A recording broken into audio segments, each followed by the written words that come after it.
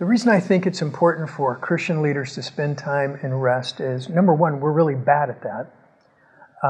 We think that God's called us to save the world. God's called us to save our patch in the world, and it's all up to us. And when we rest, we're placing all of that in the hands of the Lord, and we're saying, Lord, this is really yours anyway, and I'm going to let it go for a while. And it reminds me that it's not about me, but it's about God. It's about trusting Him. It's His mission. It's His work that He's called me to be a part of.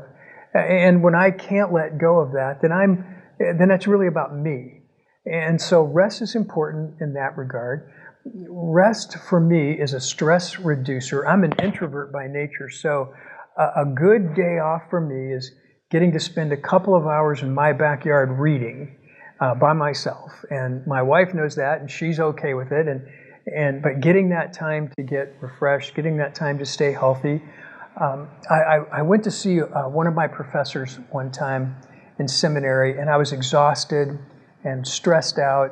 And I spent about 30 minutes telling him all the things I was doing and all the stress in my life and how exhausted I was. And he looked at me and he said, I've got something I want you to do for me. And I said, sure, I'll do whatever. And he said, I want you to go home tonight and I want you to get 8 hours of sleep. And then for the next week, I want you to get 8 hours of sleep every night and then come back and tell me how you're doing.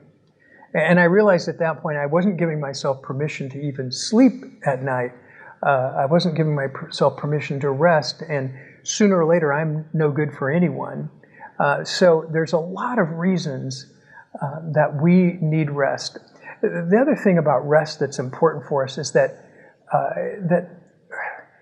when we're having a hard week in ministry, but I know that I've got a day coming when it's my Sabbath, my day of rest, and so I know that no matter how hard things are, my time is coming that I get to pull away.